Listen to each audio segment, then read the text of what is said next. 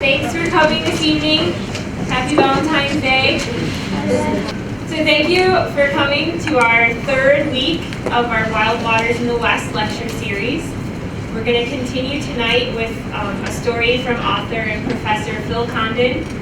And next week our lecture has changed, although the topic has not changed. But Scott Bossday from American Rivers was going to speak, and due to a family emergency is unable to speak, and so Mike Liebig, who also works for American Rivers, will be speaking in his place. And the topic will be the same. We'll be talking about endangered water systems throughout the West and what kind of conservation efforts are being done to restore river systems. But tonight, we have Dr. Phil Condon, who's an associate professor here at the University of Montana in the Environmental Studies Department. He currently teaches environmental writing and literature to undergraduate and graduate students. But before that, in a previous life, he spent years as a union bricklayer. He's lived without electricity for many years, and he returned to college later in life, where he pursued creative writing. His stories and essays have appeared in many works, in many literary works, and he's published award-winning books such as Clay Center, which was published in 2004, and 910 Again, which was published in 2009. Tonight, Phil will be reading from his book, Montana Surround, Land, Water, Nature, and Place, which was published in 2004. His story, titled Jacob's Island, explores the personal connections to water through an essay about home and homelessness, rivers and water, weather and death. It is set in February of 1996 during the big ice jam on the Clark Fork River when a student drowned near the footbridge. My reason for including this lecture was I really wanted to include an author from this region who had written a personal story about water. So we've heard the first 2 weeks from people who study water in various aspects, and tonight we're going to hear a story about water. So thank you, Phil, for joining us this evening.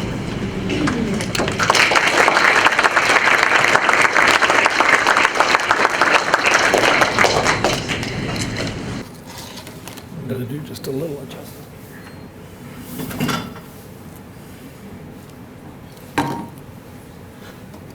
Well, great. Thank you for the welcome, and thank you, Natalie, for the introduction. Does that sound about right to people? Up a little? Yeah.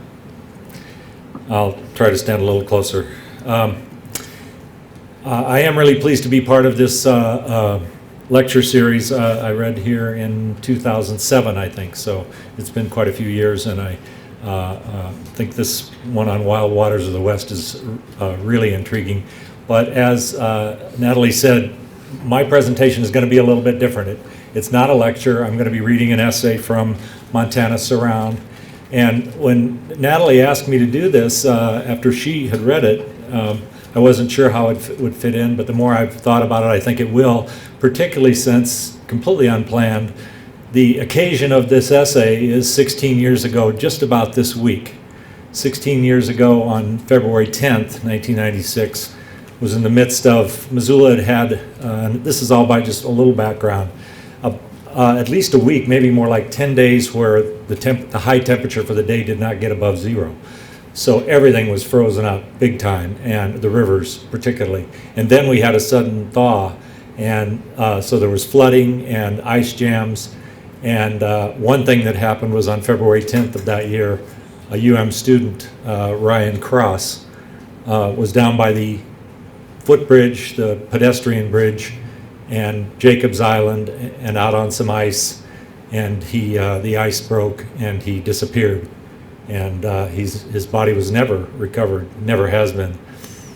So that's the kind of the backdrop that week, and I wrote the essay after actually several different nights walking, but a couple things that happened one particular night walking down there. And so I'll be interested to see if we have time for questions, how you think this is a different kind of communication, a personal essay, and how you think it may fit in our larger environmental dialogue that involves a lot of need for scientific approaches and legal approaches and political approaches. This is a much more personal and storytelling approach. I think that's plenty to say. I'll just read a little. I was Googling on it. On this period, ice jam of 1996 for Montana rivers. During the winter of 96, a massive glacier-like ice jam ominously descended the Blackfoot River's canyon. Passing Milltown, it threatened to break the dam. So I did want to mention that other context. Although my essay isn't about that backdrop, the Milltown Dam was still in place 10 miles upstream from Missoula. And this event, the narrow escape we all had from this ice that they were worried about, the big jam coming down the Blackfoot, taking out the dam, which it easily could have. They had to draw it down to prevent that. But it also it scoured the toxic sediments and created at least a 50% fish kill downstream. That event was kind of the tipping point in the realization by everybody that the Milltown Dam was dangerous and needed to go. And of course, in this interim, it's been removed. So a lot of things have changed and some things have stayed the same. That's plenty of talking about what I'm going to do. Now I'll do what I'm going to do. Jacob's Island. The February air was damp and chilly, a midnight in midwinter that felt more like April.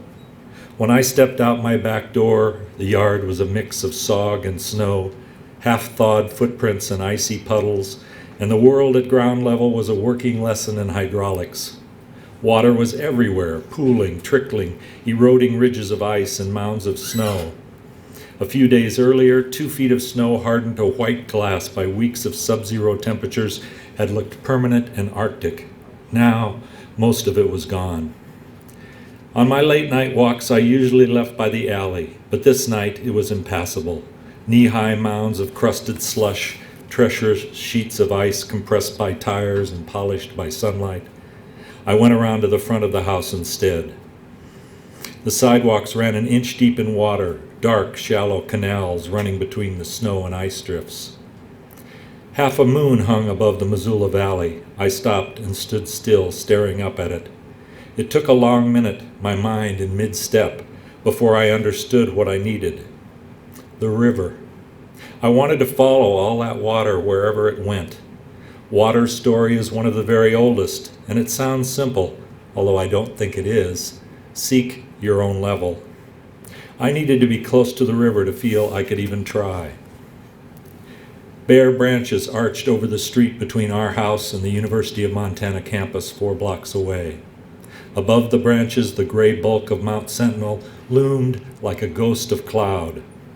Half a mile east, the mountain was beneath me at the same time that it towered over everything around me. I could have walked on it, and I often do, but this night I wanted to stay in the valley. I was on my way to the river, and it was only my luck that one was so near, and I had my choice of routes to it. I walked on up the sidewalk, searching out the shallow spots.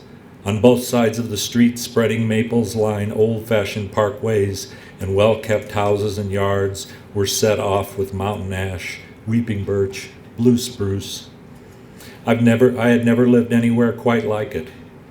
The woman I love and had married a few summers before had lived there 20 years. The house and the yard, if not the trees, were hers, and she shared them with me, fully and easily. It's the kind of gift I have trouble accepting, that place, more of my luck. So often, I feel like an imposter. Though if someone, say a stranger, had walked right up to me out of nowhere that night and spoken, if a stranger had appeared suddenly and asked me without warning the question we all ask ourselves, "Where's your home?" I trust I would have stood my ground, both feet planted. I trust I would have said, "Here, right here." Like so many of us, though, I could be the wrong person to ask. While I've been in Missoula over 2 decades now, All told, I've lived in 10 states and a province, 14 cities or towns, and 3 country places, at least 40 apartments and houses, all of them rented but 2, and one of those, this house on McLeod Street.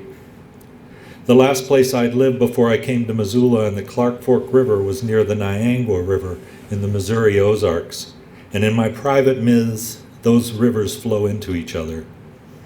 For nearly 9 years, I lived on a bluff above the Niangua, growing food and planting trees, and picturing myself there for the rest of my life, the way a tree planter will. But something in my picture was missing or wrong. I wasn't sure what or which, but I went with my instinct. With not a whole lot more understanding or much less urgency than a river cutting a new channel, I left a handmade home and marriage to come to Montana. I was 39, and I thought I wanted to be alone, at least in my home. I could no longer think of anything I wanted to do except write and hike. And on every map I looked at, Missoula was ringed with mountains, a small town in the middle of the Rockies with a live river at its center. How could I go wrong? Once onto the university campus that night, I picked my way through snow and mud. Beneath an inch of surface melt, the frozen ground was still hard as brick. 20, 30, 40 feet below, in the flumes and gravel corridors of Missoula's aquifer, groundwater drifted southwest in perpetual darkness. It's where our wells go. It's the darkness from which we drink. I turned north in the middle of the oval, following a row of tall pines planted by a graduating class 60 years before. From 3 blocks away, I thought I could hear the flooding river.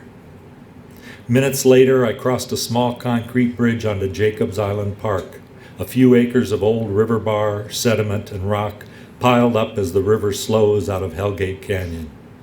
The island was stabilized in the 1920s when sugar beet farmers started ditching from the river here. Half a mile downstream, the Corps of Engineers filled the river's north channel and gouged the south, taming the river to protect the city from floods in the 1950s. This night, though, it was still the wild Clark Fork, falling 100 miles from the Continental Divide below Butte, its waters swollen along the way by both the Big and Little Blackfoot. Just over the canal, I stopped short and stared at backhoe tracks that stretched out ahead of me. The mud there had been matted and mangled in a cold, dirty wake, and it was then that I remembered the story. It was then I remembered the story I'd seen in the newspaper. Search and rescue teams had been dragging the river. A sophomore had made a mistake on the ice. This winter, nothing near the Clark Fork was tame. Crews had blasted, fire-hosed, shoveled, and dived into ice and water, searching for his body, and the evidence of their efforts was all around me. The canal bed lay tortured. The backhoe had dredged up piles of broken ice plates and stacked them on the banks. Water washed through mounds of muddy gravel slush. The body was still missing. I looked downriver. The papers said the student, Ryan Cross, had grown up in eastern Washington. Beyond Missoula, the Clark Fork twists and pulls in that direction, through the Bitterroot Mountains, the Cabinets, and the Purcells. So many fits and starts, stops and pulls, stops and spills against soft flesh and hard bone. Such a cold, wild way to go home.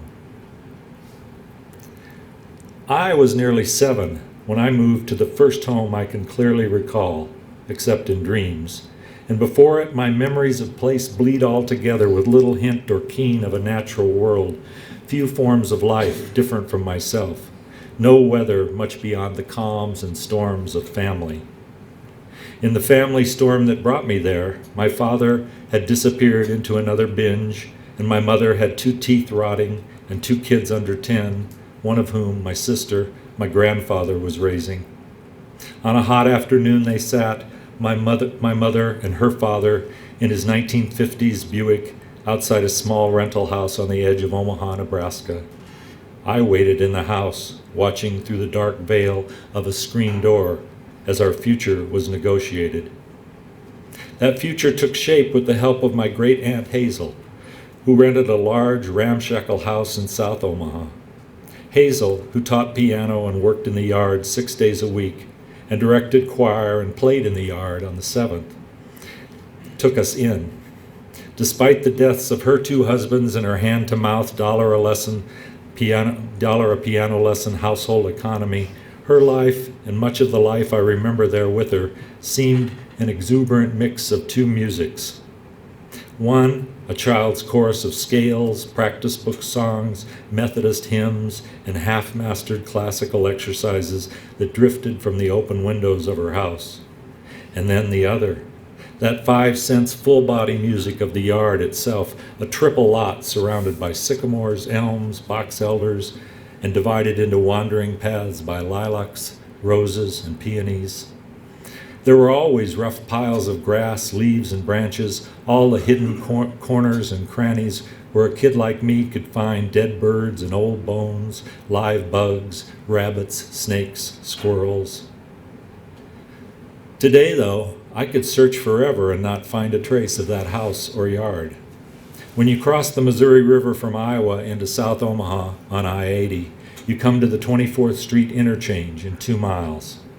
Over the years, I've driven those concrete loops from all directions, searching for scant evidence of a place and a past that now hangs in thin air, at least 30 feet above the freeway traffic. 2416 Lamont. It's the first address I can remember. I turned away from the ruined canal bank, not wanting to think too long about Ryan's lost life and missing body. I stepped back off the bridge and followed a footpath upstream. Jacob's Island is shaped like an arrowhead, its downstream base cut off sharply by a concrete chute that funnels much of the canal flow back into the Clark Fork. At that end, the bridge end, the island is more than 100 paces wide, a rolling field of mowed grass and pine. Upstream, as the island narrows, the groom of the park disappears into a few acres of ragged cottonwoods and washed-up logs. As I headed into those woods, water echoed loudly on both sides of me. I took a few dozen steps into the shadowy trees and pulled up at a rush of wide water that flooded my trail. He had drowned near dawn. His companion said he stepped out on the canal ice in ankle-deep water. Imagine the rush of that cold danger. But there were several layers of ice, several rivers rushing between the layers, depth after depth. Ryan disappeared among them. It was colder there in the trees, and all at once much darker. I felt suddenly lost. I fell back on a trick I taught myself in childhood whenever I felt lost. I stood still and closed my eyes.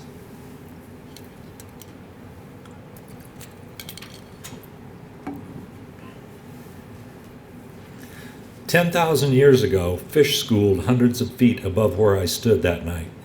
Half of Washington state was shaped by the weight of the water they swam in. Dozens of faint shorelines traced these mountainsides, marking each rise and fall of glacial Lake Missoula. Dozens of generations of natives rose and fell here too: Salish, Kootenai, Blackfeet, Nez Perce, the shadows of other names most of us can neither pronounce nor understand. Meriwether Lewis forded Rattlesnake Creek across the river from Jacob's Island on July 4th, 1806, and he logged the place in his journal, quote, "The river enters the mountains where the hills set in near on either side." Today, a plaque in a concrete pylon commemorates his crossing. It stands 4 feet from traffic on Broadway Street, next to an exit lane from a McDonald's drive-thru. Have to check if that's still there. It was. A little plaque right by McDonald's. Meriwether's Ford, Ryan's death place, backdrop for another golden arch. This island, this valley, this place where the river enters the mountains, whose home is it? Whose home has it been? Only 5 miles up Rattlesnake Creek, 60,000 acres of designated wilderness sprawl north. Many of the mountain lakes there were made or modified by settlers working water claims for the town below, where in 1917 the Chamber of Commerce assured home seekers that they would find, quote, more and better lawns in Missoula than in any Montana city, unquote. More than 90 years later, this place, my place too now, centers intense struggles between diverse versions of the past and visions for the future. People buy land, build houses, and expect a role in the play of the place. Pay your money and pick your story. Newspaper letters voice the resentments between natives and newcomers, a local variation on a global drama. I'm in my 50s. Well, I'll leave it there. I'm in my 50s, and nearly 6 people live for each 2 here when I was born. If you tack on the zeros one at a time, the story gets too simple. The stage shrinks, the cast grows. Yet there is much more alive here than just people. Jacob's Island, pointing straight into the canyon that French trappers afraid of ambush called the Door of Hell, lies directly in the midst of the largest wilderness areas in the contiguous states, habitat for millions of trees, shrubs, grasses, fish, birds, mammals. More than a few people in these valleys work hard to construct stories for the animals and plants in the mountains who can't or won't speak their own. Of course, commerce tells its stories too. Cyanide leach gold mines proposed and reproposed beside the rivers, oil and gas leases threatening and re-threatening land sacred to the Native American nations. The multinational Plum Creek Timber Company, providing jobs, products, and portfolios to a modern world, owns or leases more than 1 million acres within a half-day's drive. Tons of heavy metal tailings, detritus from the Butte mines whose copper wired North America, still drifted down the Clark Fork, settling behind the old Milltown Dam, a dozen miles upstream. At the same time, 3 Indian nations, the Salish, Kootenai, and Pend d'Oreille, survive on the far side of the Rattlesnake Mountains. They safeguard the Mission Mountain wilderness, and their home includes, at least nominally, half of the largest freshwater lake west of Lake Superior. Yet on their reservation, whites outnumber Indians 5 to 1. The tribes struggle to preserve their original languages and their sacred places some space in the story. Yet the question returns, which story? A lake bed, a swamp, a wilderness, a paradise? And whose story? A trading post, a city, an ecosystem, the last best river running through the last best it? We live in a place and search its stories for the home we find in them. We rush to catch up to the past. Back in the ragged woods of Jacob's Island, the silty stream at my feet hadn't stopped moving and hadn't gone anywhere. I wasn't sure how long I'd been staring at it, but I was beginning to believe I might be able to jump it. I remembered the drowned man again. I turned back. I took a few steps down a side trail toward the river and leaned against a broad old cottonwood that grew straight but askew, angling toward the top of the mountain beyond the river. I pressed back into the tree and felt the heft and resilience of the trunk, like a huge spine I could have for a moment, as if the me it dwarfed was only the heart of something much stronger and taller that leaned out into the night. Thin clouds diffused the moonlight. I took off my gloves and huffed in my hands, watching the shift and blink of the sky. What was most real I couldn't see and didn't need to. Water in a hard, slow fall all around me, an urgent mix and royal, a wild music like nothing else in the world. I spent 4 seasons exploring Hazel's yard before my father returned. That next summer, he recorded my mother, sitting with her on Hazel's wooden porch swing, while I fished for fireflies with a mason jar, my childhood version of catch and release, hoping whatever happened when adults held hands and kissed would happen again between them. And it did. In October, my parents rode the train to Chicago for a weekend of second honeymoon, and then the 3 of us moved to a duplex a few miles from Hazel's house. It was only a half a block from Hanscom Park, 60 acres of hills and old trees with a 2-acre lagoon, and I began to roam there every day after school. I was content in the crisp solitude of the park in fall, and yet able to see our back door if I only craned my neck. Inside our duplex, despite the calendar, it seemed like spring. My parents' divorce wasn't spoken of. There was talk of bringing my sister home. That didn't happen, though. In the real spring, 6 months later, my father hit a gravel truck in his Fairlane. The VA gave us a folded flag for the closet, along with monthly veterans benefits, without which we would have had to move back in with Hazel. With them, and with my mother's payroll clerk's salary, we could certainly have moved elsewhere, but we didn't. For the next few years, after school and on weekends, and especially through the long, clockless summers, I lived in the kind of delirious grace that children let loose out of doors can sometimes inhabit. I found it at the lagoon, and in the hills and ravines and trees of the park, and in all the places I called my hideouts, my forts, or sanctuaries. Like most kids, I had no one in particular to hide from, and nothing much to defend or protect, but I remember crawling under bushes and peering out for hours, on summer afternoons often falling asleep, sure I was secret and safe, feeling, without the words for it, chosen and welcome, and just plain lucky to have found such a place. It was many years before the park ever began to feel small, and at least a decade before it dawned on me that it was anything less than wild.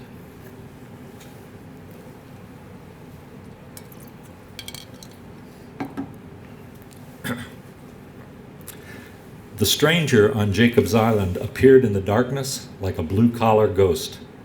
He stumbled up the trail from the river, zipping his pants.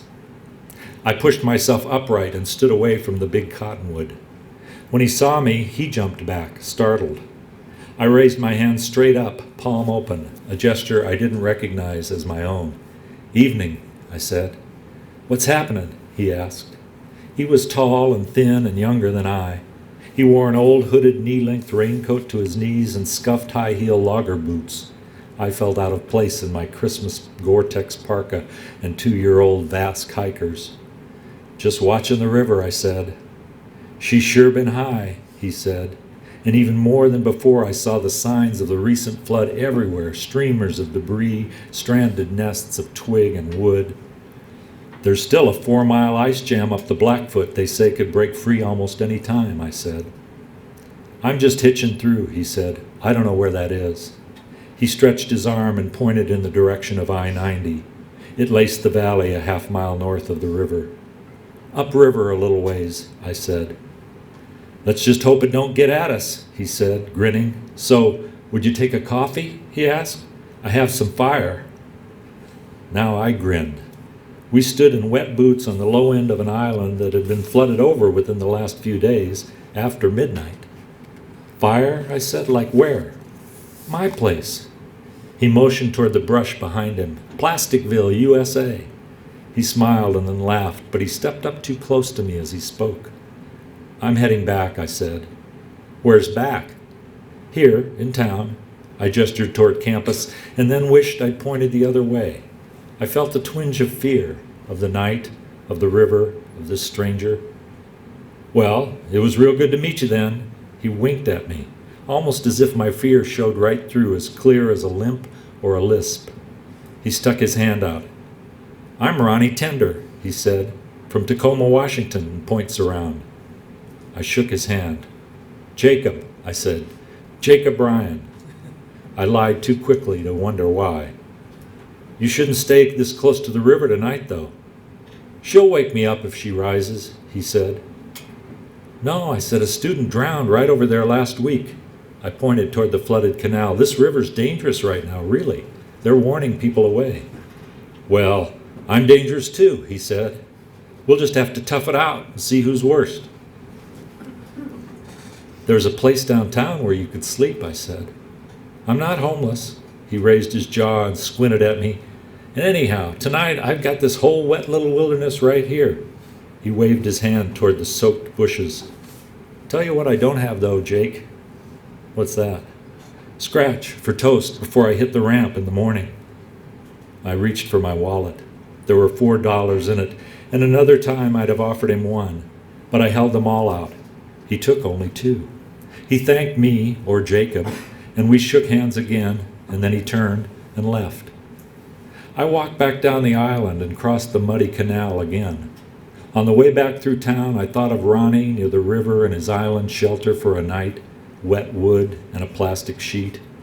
And I thought of Ryan, lost in the wild, cold water, somewhere between here and the place he grew up. Home. It's where the heart is and the hat hangs. We do our homework and home in and then stretch and steal until we're home free. Bred and bound, coming and cooking and called. Home buddies and boys, makers and wreckers. We're brave and it's broken but sweet. We run away from where we can't go again. Buried in print fine enough, home can even be the grave, while the Greek kamai, to lie down, descends through Norse, Latin, and Middle English, leaving its trace a most basic sense, dwelling, the place where one lies. Hazel's yard on Lamont Street saved me somehow. Her yard and then the water and trees of Hanscom Park saved me, I think. All that and my mother, certainly, who surely must have often longed to move from the house that recalled her newly remarried hope and loss. But I believe she stayed on there because her son had found what she called home away from home, a real neighborhood complete with vacant lots, tall trees, half-wild hedges, and all of it centered and rooted in the park, so near and childhood vast. I can remember so clearly everything I left there. People first, faces, hands, voices, but always far below the surface, insistent as the hidden creep of an aquifer or the cold silence of a river under ice. Deep beneath my memory there is always Hanscom's calm lagoon and no one else in sight. Those were the places where I learned weather, a child's urban wilderness. And no matter how thoroughly altered the landscape may have been, there was limitless sky above me, hard dark ground beneath me, trees of every size to give a scale and pace to the wind-driven march of mid-continent seasons, and clear water to reflect any mood or daydream I offered. Absent these, I would see nothing as I do. The next morning, I drank coffee and stared through the kitchen window. Gray clouds billowed in the west, threatening more rain. I went out and walked back down to Jacob's Island. A few blocks from home, I read the headlines through the window of a vending machine. The search for Ryan Cross had been officially called off. A sidebar in the paper even raised the question that his disappearance might be some kind of hoax.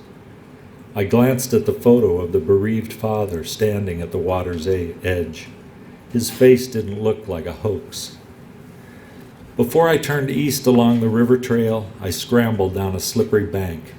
Large chunks of ice floated and tumbled in the river, offering a different face to the sky each time they rose. They reminded me of my fortune-telling ball, handed down from a cousin well before I moved to Hazel's house. A heavy glass sphere flattened on both ends and wrapped in gold-colored foil. The glass opened on a murky maroon interior as if it were filled with thick oil and cherry coke. You'd ask a question and shake it, and one of 12 stock answers would rise to the top, suddenly readable and portentous. Will I get a bike for Christmas? Only time can tell. Will we move again soon? It's written in the stars. Will I be as tall as Dad? The signs are unclear. Sometimes I would question that glass ball late into the night. Where do all the birds go at night? Your friend knows. If Mom and Dad and me died, what would happen to the rest of everything? Please ask another time.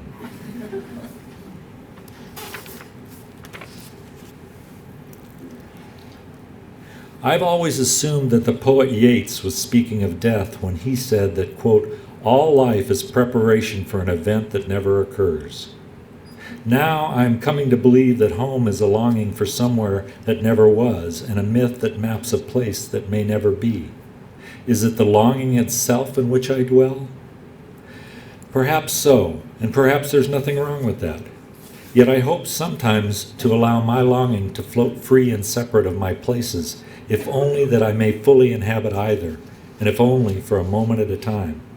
In such moments, I sense a truth beneath all desire, a water, wood, rock truth, a flesh, fur, feather truth.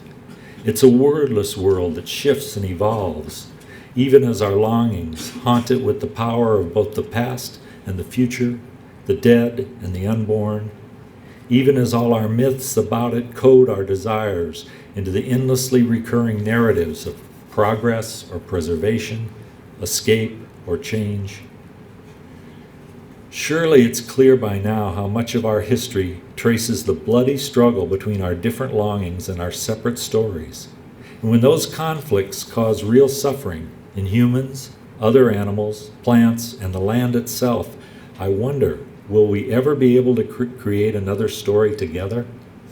Will we always be separated into the homed and multi-homed and homeless? Must we measure out the world, dividing it neatly into wilderness and home? I know these aren't questions that any one person answers alone, and certainly not I. The myth of longing in which I live and from which I speak should be pretty distinct by now, as identifiable as a lisp or a limp. Yet I don't believe I'm alone in my trouble. It's a difficulty many of us share, I think, walking in the world, talking to each other. I climbed back up the bank and hiked a half-mile downstream and crossed onto Jacob's Island again. In daylight, the dugout, ice-bound pool where Ryan Cross had disappeared looked even more ragged than it had in the dark. The university clock tower chimed 9 times in the distance. I gazed off into the mix of mountain and sky that receded east toward the divide and the other 2/3 of Montana, the other 2/3 of the nation. This was the same way I had first come to Missoula years before, driving I-90 through a heavy summer rain with everything I owned in my old pickup. Through my windshield, the wet green wilderness of western Montana had looked beautiful, vast, indifferent, and a little dangerous. I exited the freeway a few blocks from Jacob's Island, right across from the same ramp where I hoped Ronnie Tender had been lucky that morning. Things strangers have in common. I knew no one in this valley either. I knew no names.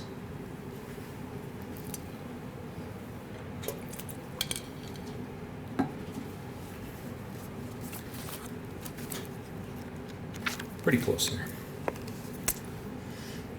Jacob's Island Park was dedicated in 1976 and named for a generous family who owned a local bank. Aliases of the Clark Fork include the Arrowstone, Bitterroot, and Pend Oreille, and the origin of Missoula's name are no less various. One from the Salish, Amisalatiku, the place where one is surprised or taken with fear by water, is not unlike the feeling mythologized in the French origins of Hellgate, the fright of ambush in Boscus, the fear of being in the woods. Yet since whenever the last lake drained, the landscape does change abruptly right here, from open valley to narrow canyon, from one arc of blue sky above to big sky all around. Humans and other animals alike may have come to where the mountains sit close to the river and felt a heartbeat alertness, a sea change at the edge of a missing lake. A year after his disappearance, someone planted a memorial cottonwood tree and placed a small plaque by the river for Ryan Cross, who has never resurfaced, dead or alive. Although the plaque is only a simple marker with a name and a date, to me it commemorates the confusions of ice and water one winter along the flooding Clark Fork, the surprise and fear one man may have felt as he vanished. My father is buried on a hillside that overlooks a busy intersection in Omaha. It's a place with no water, but whenever I stand there, I feel an alertness as quick and deep as fear. The dates aren't mine, and though I can see that ground in my mind at will, neither is the place. Yet whether on the hillside or in imagination, it's always my name I read there. In my story, the names happen to be identical, but even if they weren't, even in the stories where they're not, the name in stone always belongs to whoever reads it. The body lost in the river is always our own.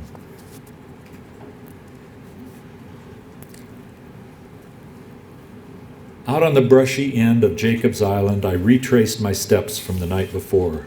I jumped 2 small streams, followed the path upriver as far as I could, and climbed up on a waist-high boulder to watch the morning river and sky rush by. When I began to get cold and made my way back down the island, I couldn't keep myself from looking for Ronnie's camp, and in the morning light, it wasn't hard to find. I saw where he had curled and slept under bare branches, the mud and wet leaves pressed hollow. And I did find the black remains of a small fire on top of 2 flat stones. I didn't see any wood around that looked like it had ever been dry, and it occurred to me how handy someone like Ronnie would be on a pack trip. I scrunched down and sat cross-legged. I held my hands over imaginary flames. A small dark beetle emerged from under a cracked leaf near the edge of the blackened firestones. It struggled out onto the leaf and under and out again, falling on its back, its legs flailing. It was the only living, unrooted thing I could see. Much quicker than language, vague yearnings flickered inside me. I'd like to hold the beetle. I'd like to talk to it. I'd like to squeeze it until it speaks. And if it won't, I'll squeeze it until it dies. I want to be the beetle. I want to eat it, to hollow it out and wear it around my neck. I would bury it in a matchbox. I would tell it, I'm sorry. I would say, I was only kidding.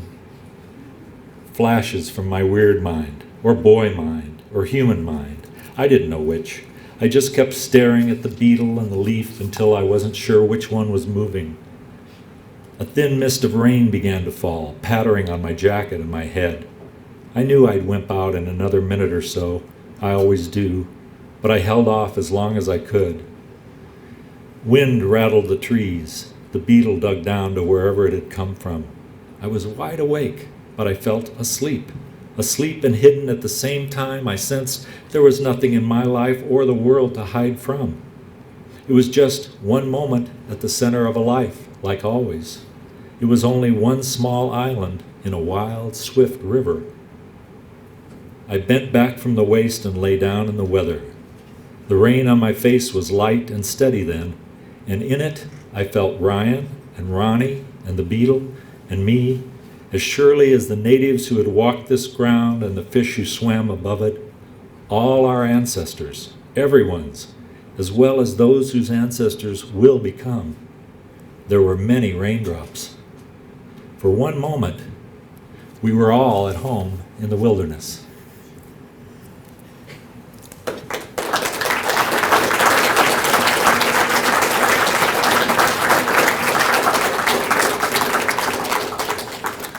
Thank you. Oh, that was longer than I thought it would be. Yeah, okay. So, yeah. Comments, questions?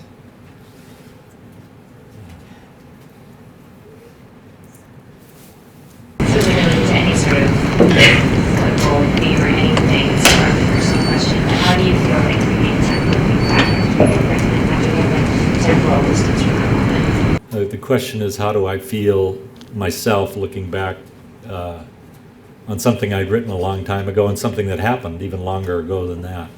Oh, it's curious. I hadn't read until I talked to Natalie about this series. I hadn't reread that essay. I can't think of several years, and so it's curious. It takes me back. But of course it's also distant too. But I'm glad that I preserved it, because that was something important. I hope I conveyed it. Something important was going on for me and my relationship with this place and with this river, and understanding where I come from and what this whole search for home. So now reading it, I'm really glad that I did that, and I still think about those same things. It's not certainly as if I answered them for myself or anyone else for all time. I'm still confused about what home is and where my home is and why some people don't have homes and what's the difference between wildness and home and all that. But I preserved something for me in the writing of this that I'm glad. And it feels kind of eerie too to read it. I guess that's one of the better words for it. Helen? Write it for a specific magazine or for your private work? Or? No, I'll tell you the honest truth. I was in the process of completing, most of you probably know this, at least graduate-wise, I'm a U-Montana product. I came up here in '87 to attend the creative writing program, and I did my MFA, and then in the mid-'90s I also went through the environmental studies program and did the MS environmental writing, which is what I now teach. So I was in that process of working on essays for that later became my thesis, and then the thesis became the book. And I should mention too, because she was asking about what I was working on or how that came to be. It first appeared, before my book was published, it first appeared in this anthology that the Clark Fork Coalition put out, which is so faint. This is a Russell Chatham cover. It's beautiful if you can look at it close, but it's faint. The River We Carry With Us, that was all about the Clark Fork. And this ties into the issue that the essay isn't exactly about, but because they put this out in 2002 as part of their, the Clark Fork Coalition was one of the lead groups in the at least 5-year or longer process to remove the Milltown Dam. Many other people and groups were involved, but Clark Fork Coalition was definitely involved. And so they put out an anthology of all kinds of stories and essays about the whole reaches of the Clark Fork, from Silver Bow all the way to the Idaho border, but a lot of them are in this center reach. And that's where it first appeared.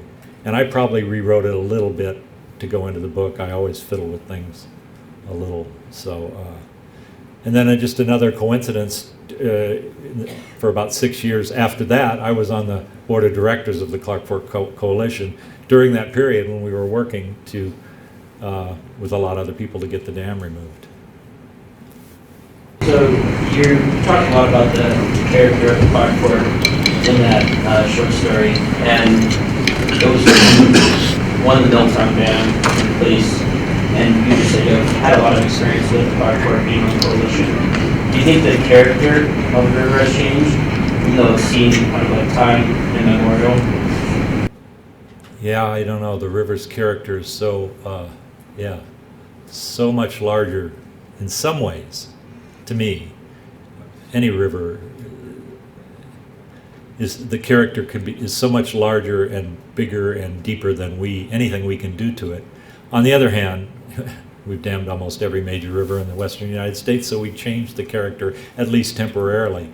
And I can't say is right around Missoula it's changed necessarily, but certainly it's in a fascinating process of change up at the confluence of the Blackfoot and the right where because for years you drive by there and it was I don't know how big it was, maybe 100-acre reservoir out there, where underneath at the bottom of that was where historically the Blackfoot and Clark Fork came together, and so that's still very raw and rough after 100 years of being under millions of cubic yards of sediment, but it's changing.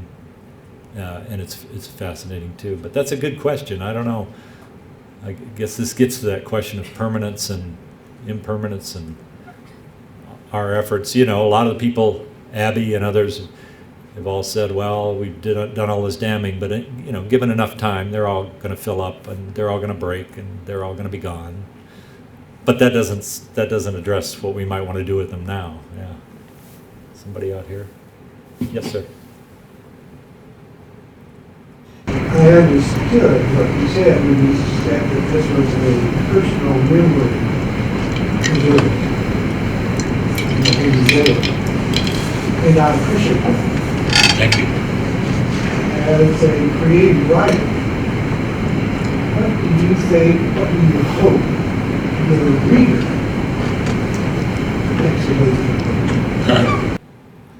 The question was, since this is a personal narrative based in a lot, I mean, you learned a lot about me in my past, whether you wanted to or not. And the question is, as a creative writer, then, when you do that, what are you hoping and maybe working toward in your revision process? And I'm glad you asked that. I have some students from a class we just met today, and we were talking a class writing nature and environmental essays, we were talking about the balance between writing about something that rises out of yourself and yet somehow getting readers to trigger their own memories and associations so that it doesn't seem self-centered and but somehow pulls readers in. And I guess that's certainly right along the lines of what I would hope.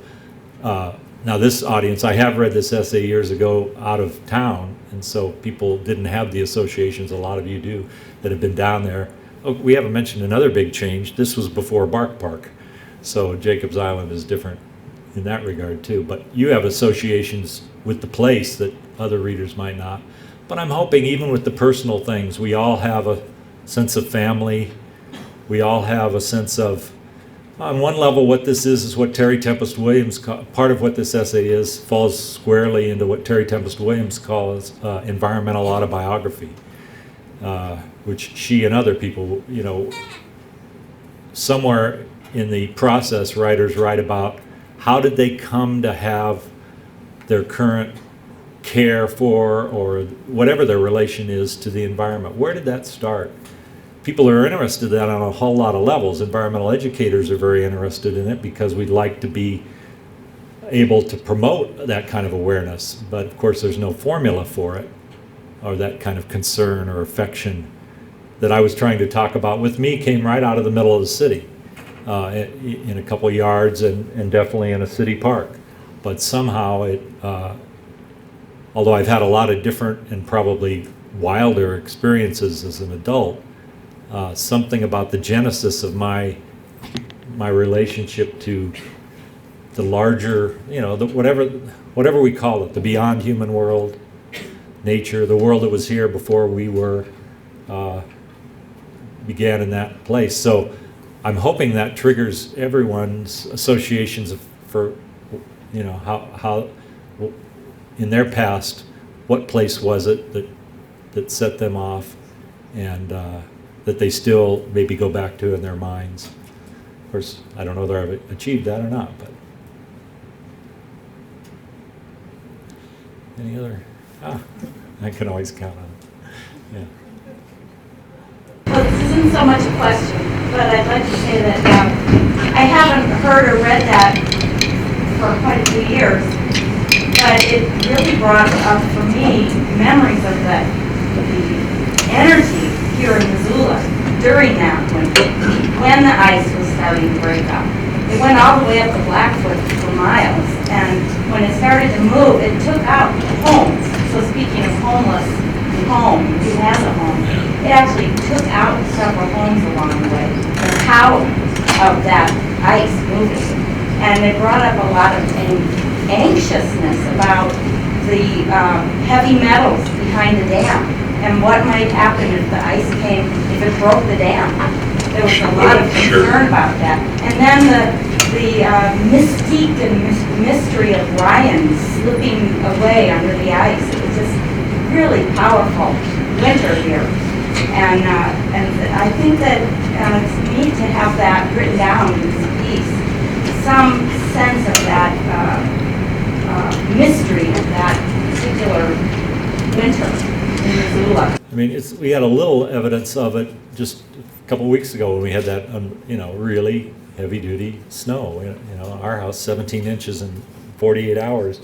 I mean, we had that sense of the weather really coming on, and really, it didn't last too long. But yeah, and so that's part of what I'm trying to get at too. We all live our little human lives, my little human life with my mom and dad and where I come from, but we're living it on this, embedded in this much larger and more complex pattern of events of, you know, both living and non-living, you know, the weather and the landscape, and somehow we play it out. And I think maybe not so much here in Missoula, maybe not so much here at UM, certainly not so much in the environmental studies program, but I think it's very easy to forget that larger embeddedness and those larger stories that always, I feel like, influence our stories that are going on.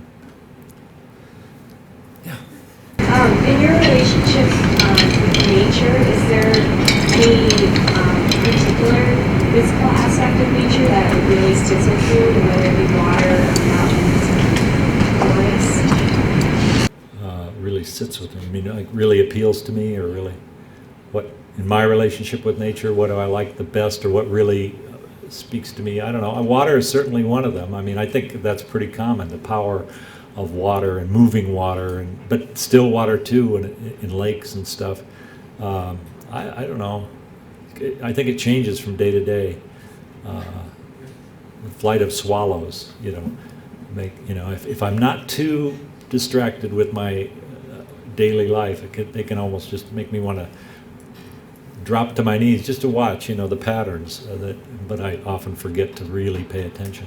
But there's a million things, and I imagine we all have them too. And sometimes they're tied up with that danger, I think, and that's maybe part of why I was writing about this kind of a night and this kind of a place. That there's danger involved too. That they're stronger than we are, except for Ronnie Tender. He had it covered. But I noticed that you don't language in a particular house, and that we talked about your parents and them getting back together again. Was there a sense of a home in that 60-acre property? June says that the home is what your soul is. Was there a place that felt like home there, that 60 acres? in the 60-acre park. That's curious. Yeah, it's interesting. I don't really mention much about the buildings themselves. And I think for me that's partly because my childhood life was a little, like a lot of us, the family, as I alluded to, the family was broken, and my father was a veteran of World War II, and he was pretty well broken. And so I think I was lucky to kind of get my sense of home. Certainly I had it with the love of my mother, but something about in that park, something about freedom at that park, and just that age from about 7 to 11, 7 to 12.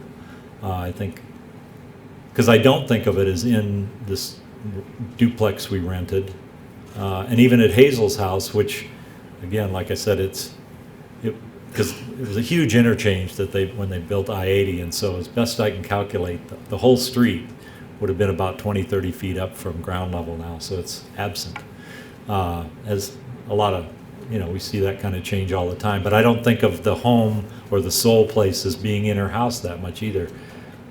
I loved that her music would come out the windows. I remember that a lot. While I'd be playing in the yard, she'd be teaching her lessons or having her recitals, and that music would drift out into the yard where I was getting muddy. But,